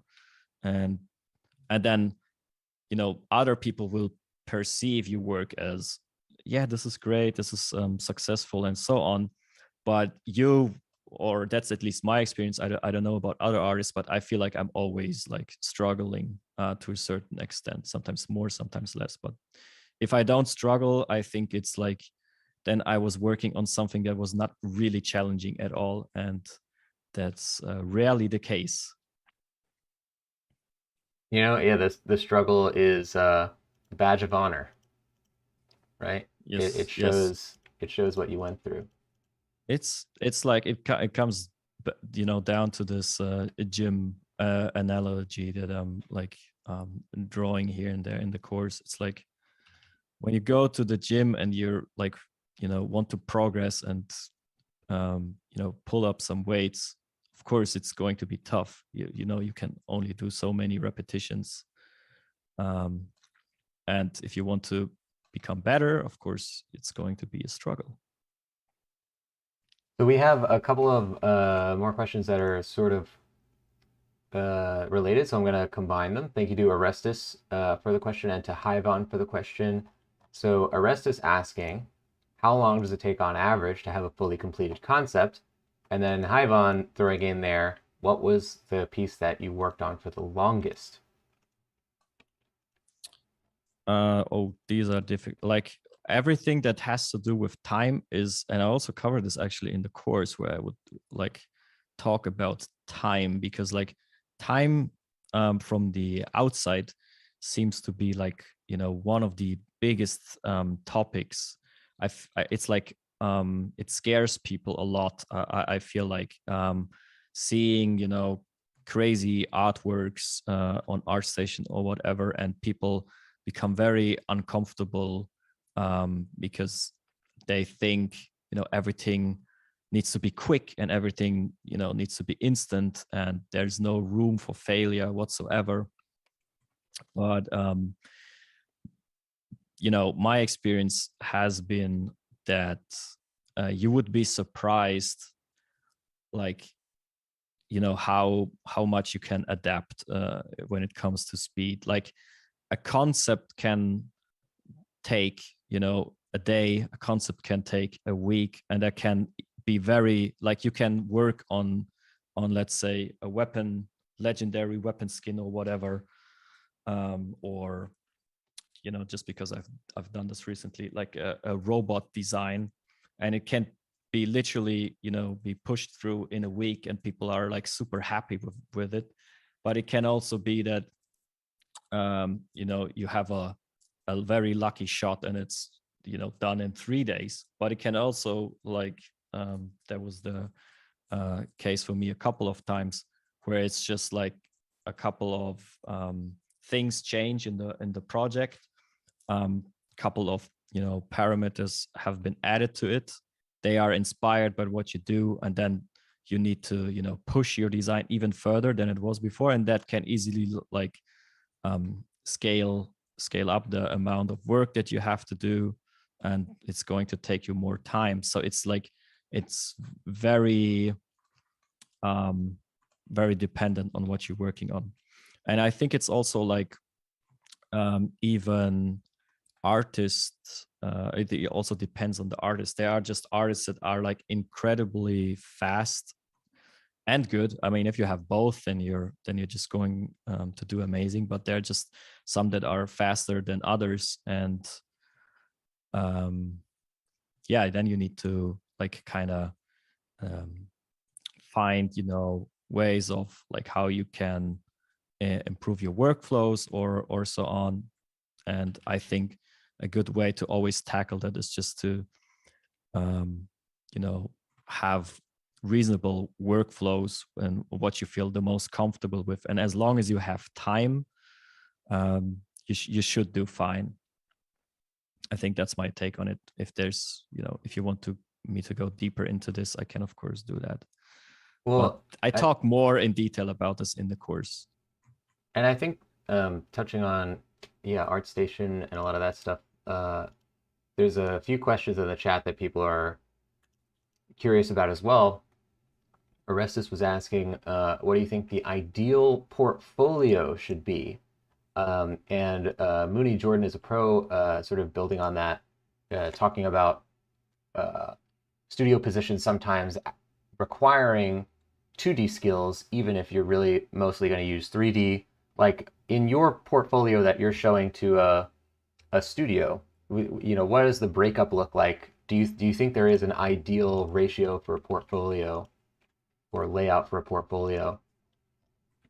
Yeah, so I would just look at it through the lens of like an ArtStation profile. Like if I would have to hire somebody, I think what's always good if you, let's say you have like at least one row of thumbnails that just shows that you have workload, like you went some miles with designing, and you don't have just like 2 or 3 projects. They can be amazing, of course, but I think it's good to have more. And with that also variety, I think, is important. Having just showing that comes back to the expert thing that somebody asked before. While being an expert, you can still or you should still show variety in some sense. Like if you're like a weapon artist, for example, and you only do weapon designs, it's it would be a shame if you would only show the same type of weapons. I think you're going to have a much easier time if you can just show that you're able to adapt and make also other designs, maybe a bit more unconventional ones, be a bit unique in some aspect. And then regarding the requirements, that's of course very tricky, and you have to look at this from a company perspective. It's like they set the standards really high just to filter out. When I got my first job, I also didn't have any experience, and the job I was applying for also stated 2 to 3 years or something ridiculous. And then you kind of have to still try, right? It sounds like kind of difficult, but I think that's the only way I can think about this. Like you have to kind of still try. It's like they just put these filters up, of course, to hire the best people they can get. I mean, that's their goal. But sometimes, like there was the case for me in my first job. I actually, um, this may sound very funny and insightful, but it was actually the case. The first job I got was because I was just like, I was basically in a tie with another guy that had like experience in the industry, but I was just like, willing to relocate.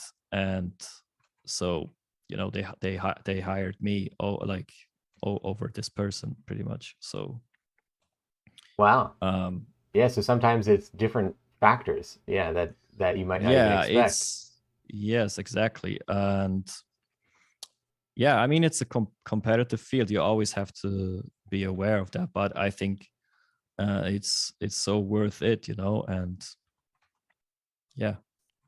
Yeah, I mean, to throw in there as well for anybody who's uh, trying to break into a company where they're posting things like that. Yeah, it like you're saying the requirements that they post are mostly meant as like a way to scare people off who might not be like completely serious about what they're doing. But like if you can back it up with the work that you're showing, ultimately that's all that anybody really cares about, right?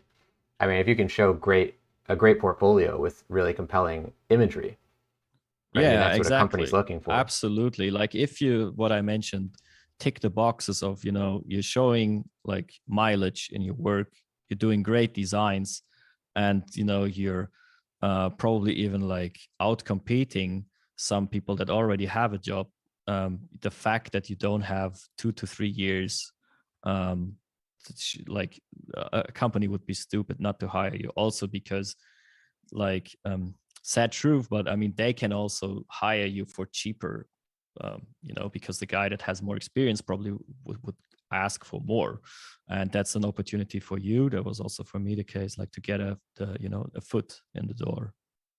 Yeah, I mean that, and for the person who is lacking in experience, for any of you guys out there who don't have experience, like yeah, that is a major advantage that you have, being hungry for the work and hungry for the experience, like, use that while you can, like if you can afford to work for whatever, you know, Yeah, whatever they're asking. what you're just saying is like so true. Like I have seen people that were just like very young and motivated. Like they have, nobody knows them. They have like no, big following or something, but they are just crushing it. Like they're absolutely amazing because they just like, they come in and they want to perform. They want to prove themselves, and that's like so powerful. It gives you so much momentum. And yeah, you like after a year working for a company with one or the other failure, which is just going to benefit you in your growth as an artist, you're just going to be in a very good position to gain the experience that is required in the future. And then yeah, just it's becomes like a snowball effect. Like after you got your first job, it's way easier to get the second and third and so on. And at some point, people spam your your inbox with requests. There you go. That mythical point when the inbox is getting spammed and not just by newsletters and things that you forgot you signed up for. That's what Yes. you want.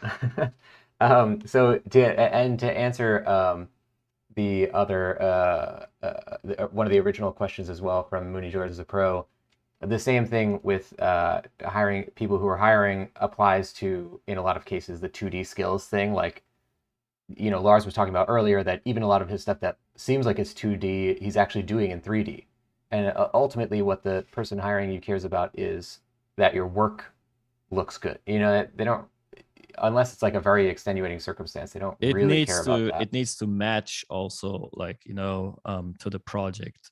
Like if you work for a realistic thing, like a realistic project, and you're able to sketch realistically, you're going to get hired. But if you're like doing realistic stuff than in 3D. Whatever floats your boat, pretty much. Whatever works best and just fits, like, style wise, I think is the most important thing. There you go. And I think we actually ended up answering Orestes' question as well, saying any advice for the newcomer who's just looking for his place in the industry.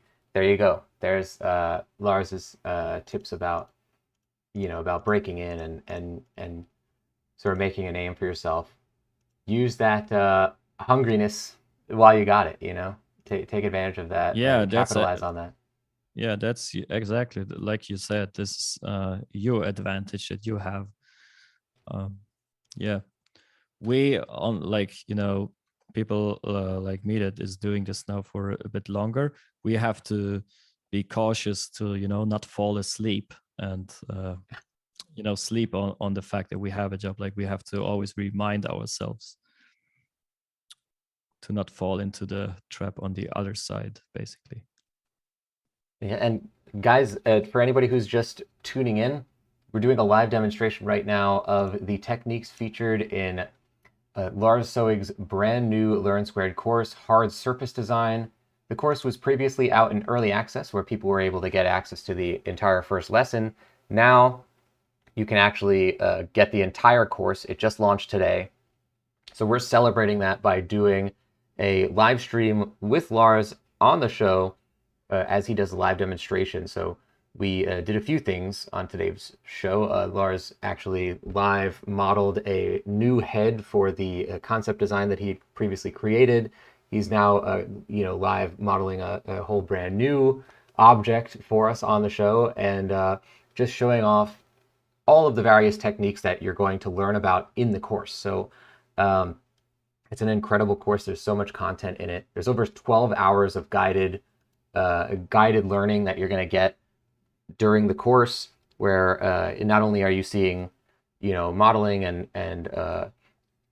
sculpting and texturing and paint overs and all sorts of stuff, but you're also getting very in-depth, looks into the philosophy of how Lars thinks about good design, and what makes a good design, how do you approach something like that.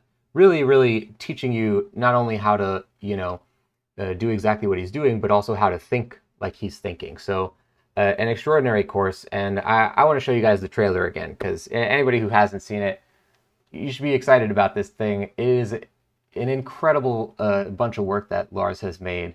And as we get closer to the end of the show here, let's get some love in that chat once again for Lars, who has put this whole course together and been a part of this live stream today. I want to throw in there one more time about the giveaway that we're doing. So on today's live stream, you guys can actually enter for a chance to win a free copy of the course you've been hearing about. This is able to be done by commenting in the YouTube chat with a question about Lars' new course, his career, or his art style using the hashtag conceptart. When you do that, you'll be entered for a chance to win a free copy of the course. And what's even more fun is that the more times you ask a thoughtful question, you can't spam the concept art hashtag, but if you continuously ask thoughtful questions, each one of those questions will be entered for a separate entry in the giveaway. So you'll be getting more chances to win by continuously asking questions. The last thing I should mention is if you want to win in the giveaway, you do have to make sure that you stick around to the end of the show, because that's when we're going to announce the name of the winner, coming up very shortly. And the winner has to be present to claim their prize. Having said all that, thank you so much, everybody, for the questions and for the love on today's show. And we're going to jump into that trailer and come right back with more of the show. Props, vehicles, weapons, robots, buildings, and more. Hard surface design is one of the most important elements of any production, no matter the genre or setting. In this upcoming Learn Squared course, you'll learn to build hard surface props of any size, taking them all the way from concept to completion. Lars Sowig, a leading concept designer on hard surface elements from some of your favorite video games, will cover how to find inspiration, block out a design, model, texture, and finally present your work in the most attractive way possible. You'll be learning true professional workflows, which will help you to step right into your next industry position. So if you're serious about this, why wait? Get a head start on learning, complete assignments, and meet your fellow early bird students today. Pre-order now and start your journey at learnsquared.com.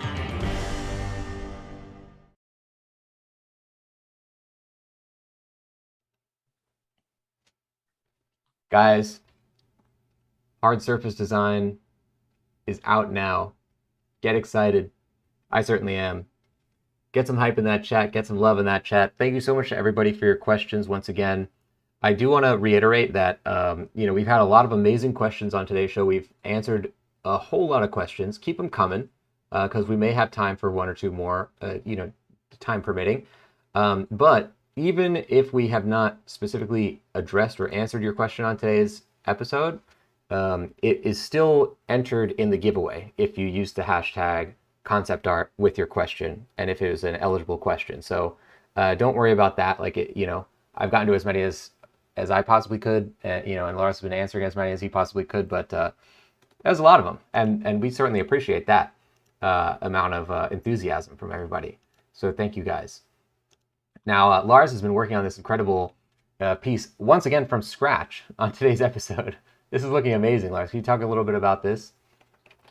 So I mean, this is just like, doodling, freestyling pretty much, just showcasing a bit like, once you get to a point where you sort of know the ins and outs of your techniques and so on, and you're going to find your own style with things. Like, for example, I learned a lot about these like pieces, details like these are called bosses, and it would probably connect to the outer parts with these ribs, and then we have like these gussets that have like a different purpose, basically saving material while stabilizing and encasing bolts and so on. And once you get familiar with these sort of things, you kind of learn how to intuitively apply these things, and then you can also come up with like some ideas how you would connect different parts. And just this is all that is also I'm covering this in the course as well, how I think about details, how you can like develop your style with it and so on. So yeah. And it's a familiar color scheme, if my eyes don't deceive me there. Yes. Yeah, I mean, I thought it could be quite fitting. It's amazing. I gotta see if I could talk to the website people about. Could be the thumbnail for this. Yeah. I want to see if we can get them to replace the little logo on the site for a day or something. Celebrate the course release. Awesome. Yeah, it would be cool. Thank you so much, Lars, for doing this incredible, multifaceted demo with multiple aspects of your workflow, answering so many questions on today's show, and for putting out this amazing course. Thank you. Thank you so much as well. Oh, I'm very grateful and thankful for having me, Nick. Very cool. Guys in the chat, I want to thank you guys as well for just being so amazing. For everybody's so positive and excited and asking these incredible questions on the on the show today. We have had so many people showing their love on today's show, and we're going to be jumping into the final part of today's episode, which is the giveaway. And I know a lot of you guys have been excited for that, so I'm gonna put the graphic up on screen one more time. You guys have a little bit more time. If you haven't entered the giveaway yet, you want to ask a question, we may have a chance to either answer more questions, or you can just get your entries in for the giveaway. So post your question in the YouTube chat about either Lars's course, his career, or his art style using the hashtag conceptart for a chance to win a free copy of the course on today's show. Just make sure you don't spam questions, guys. Um, now, I just want to say, you never know with the internet, right? Like sometimes people can be a little less than cooperative. But on today's show, on all the Learn Squared streams that I've been a part of, to be honest, that everybody on the whole show has just been so amazing and so positive and just really incredible. So I want to really show a particular thanks for being everybody being so great. I want to do a quick shout out here. We're going to be tallying up the winners in just a second. But before we do that, a big thanks to everybody who's been a part of today's episode. Everybody who asked questions, everybody who is watching and hasn't even commented. Thank you so much to everyone who is being a part of the show. You can find the course Hard Surface Design on LearnSquare.com right now. It just came out today. So go check it out, guys. It has a huge amount of content in it, so much wisdom, and I hope that you guys have gained a little bit extra wisdom from watching today's show. Lars has been dropping a whole bunch of knowledge. So post that love in the chat, ladies and gents, while we tally up the names of the whoever won the contest. I want to get some positivity in that chat. So let's get some good luck to everybody who's a part of the contest. You know, we're not only looking out for ourselves on today's show. We'll be happy for anyone. Let's say so. Post some good luck to whoever ends up being the winner in today's giveaway. In that chat right now, let's get some positivity in there, and we'll be doing our tallying behind the scenes.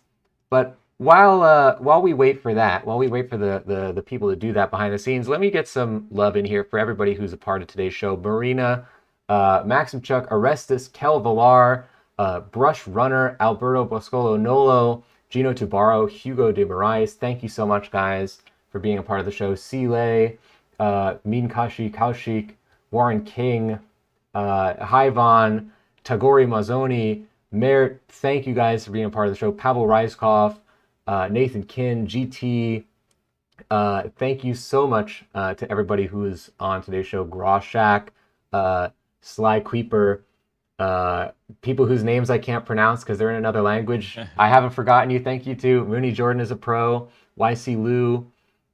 A lot of names coming at you right now, Lars. A lot of love for you. We got Orlando Chen. We got Pashido. We got Repair. Yeah, shout out to Orlando. He's my colleague. Oh, especially shout out to Orlando. Yes, Academy XYF. Here, yeah, it's awesome. Who is Ibby? We have Jack in there.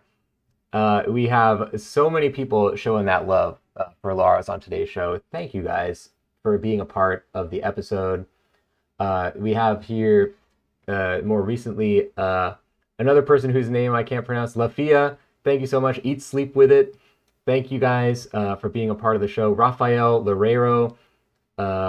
Sorry if I pronounced your name wrong, but thank you. Jacob Earl, Kel Villar. I think I said your name already, but thank you again. What's on FET? Guys, it's so much positivity. I can't even get all the names in there. Dougie Ladd, Warlock, Ori Concept Arts, Fastball. Thank you guys. Thank you. Man, it's tough to do. But if I miss anybody's name, thank you. Sycophantic as well. Thank you guys. Thank you everybody who is on today's show. We really, really appreciate it. We got some positivity in here coming in as well. I like Kelvilar's comment. The learning never stops. I like that. You watch a course, you can come onto a live stream, you're still learning something. And that's thanks to Lars. Thank you, Lars, again. Yeah, again, thanks for having me. It's super great, you know, to have this much positivity. Also, the questions were super cool and difficult at times, but I mean, that's good, very challenging.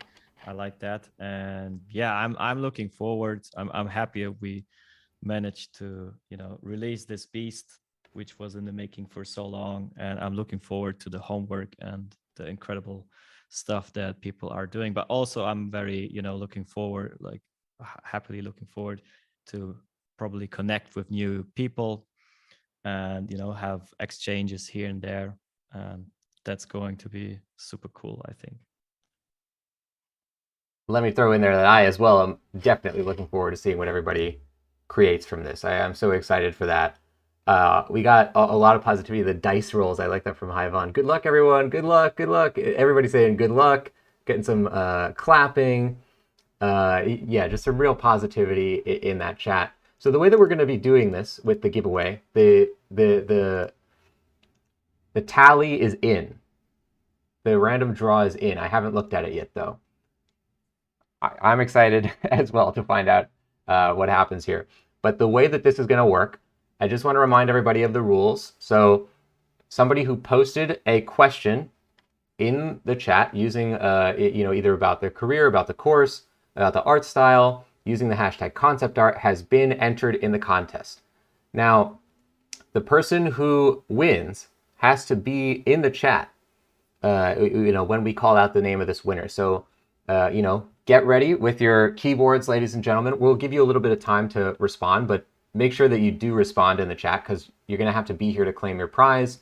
And of course, the way that you are going to get the free copy of the course is using your Learn Squared login to do so. So, keep in mind, not your login, but your Learn Squared username.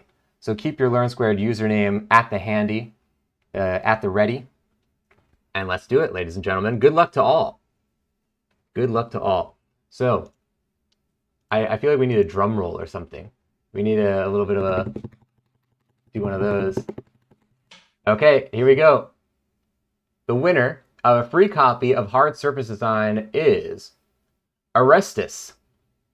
Orestes, come on down. Congratulations.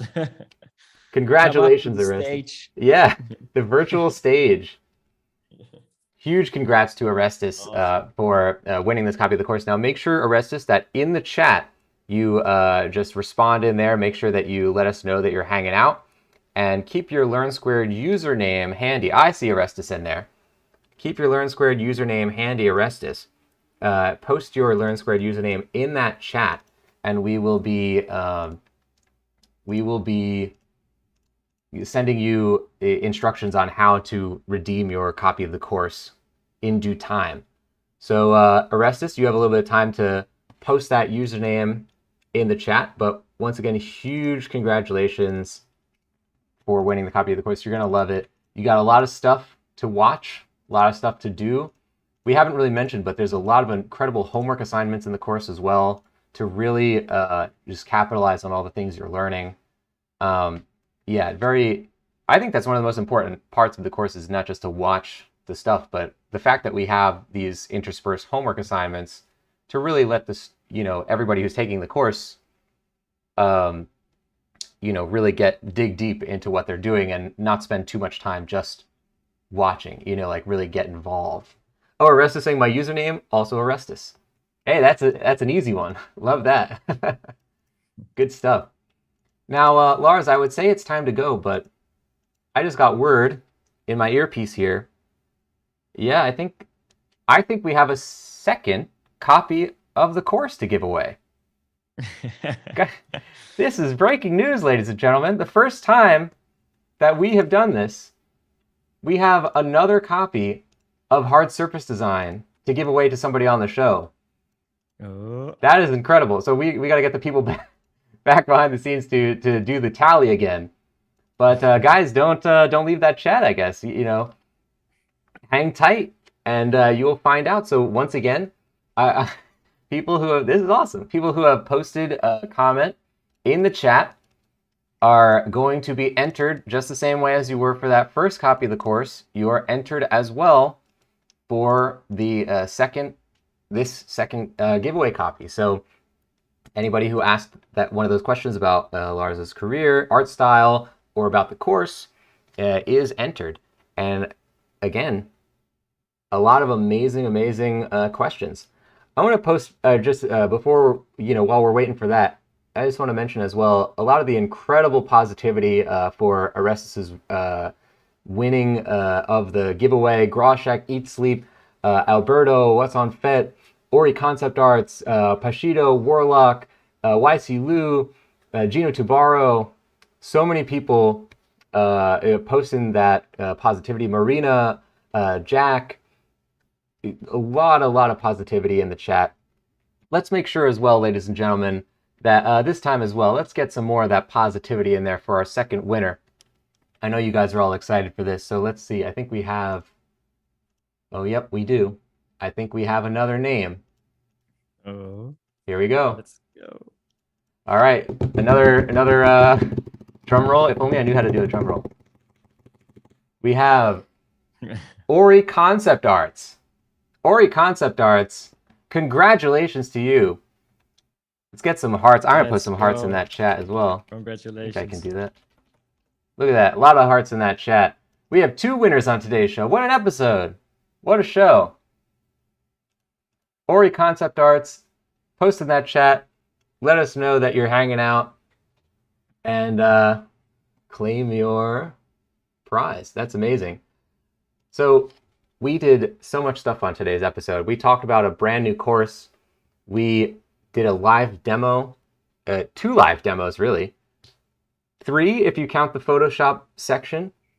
We premiered Lars's new self-edited, I might add, and self-created promo trailer that Lars made. We gave away 2 copies of this brand new course. What more could a person ask for? How incredible. Yes. And the questions. Yes. So many incredible questions. Oh, Ori Concept Arts is in there saying, wow, thank you. Ori Concept Arts, thank you. And thank you to everybody for being a part of today's show. Ori Concept Arts, don't forget in the chat to post your Learn Squared username in the YouTube chat, because that's how we're going to get in contact with you after the show about the copy of the course. So to both of you guys, to Ori Concept Arts and to Orestes, guys, we're going to be, somebody from Learn Squared is going to be in contact with you soon about that copy of the course. So congratulations to you guys. To anybody else who has been watching today's show, you can pick up Hard Surface Design right now. It just launched today. You can find it right now on learnsquared.com. It has over 12 hours of guided learning content across these 4 lessons. Just incredible deliverables that Lars has created that you're seeing here on screen. Every step of the way is going to allow you to create really amazing things. We looked earlier in the show.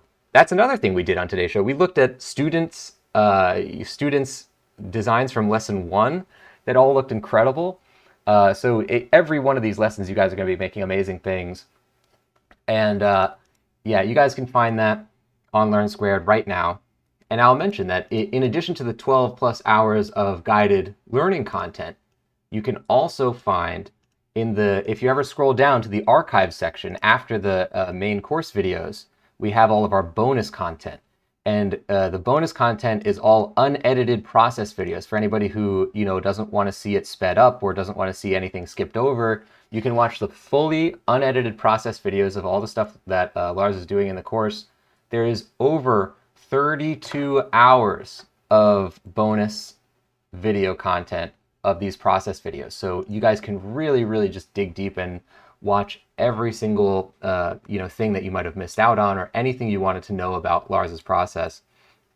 So there's a lot to explore. Congratulations once again to our 2 winners, Orestes and to Ori Concept Arts. Thank you, Ori, for posting your username in the chat. We will be in contact with both of you guys soon. Thank you so much to everybody who has been watching today's show. It's been such a pleasure to be here with you, Lars, and to see your mastery live on air. Thank you, Lars, for creating this incredible course and for doing this live stream with us today. Thank you. Thank you so much. Thanks, Nick, also for your trust and support. Like that goes out to entire Learn Square team that really pushed me and and put this course together with me. And I think we did an incredible job. And yeah, it was a blast for me. It was a lot of fun. I learned a lot myself, actually. Put everything that I know and also like put it into words and really make it stick also benefits me, of course. But I'm also very happy, you know, that I got the chance to like share all the stuff that you know I learned in my journey during my journey. So yeah, I'm very thankful for all of that. And yeah, Learn Squared is such a nice community. Again, I'm looking forward to what people are going to make with this course, and I'm also looking you know, forward to meet new people on that way. So it's going to be incredible. Thank you so much, guys. Can I also mention as well, you guys should all follow Lars on Instagram if you haven't already. Can we post your Instagram in the chat, Lars? Yeah, so for those of you who were following me previously, I have a new account. My old one got hacked. Yeah, thank you for posting it. So it's now Lars_Sowig. My previous account was Lars Sowig, so you won't find that one anymore. So it's basically a fresh start. I have to gain some followers back. So if you want to support me, and you know, I post like a couple of pictures and show stuff, you know, that I do professionally, but also for my personal projects. I tend to post these there. So yeah, feel free to follow. It would mean a lot to me. So yeah, thank you. Get on there, ladies and gents, follow Lars's Instagram account, and make sure you check out the course. Thank you so much to Thanks. everybody for being a part of today's show. Lars, do you have any other accounts you want to shout out there? ArtStation, LinkedIn, anything? Yeah, my art session is artstation.com/Sowig, I think. Yeah, I think /Sowig.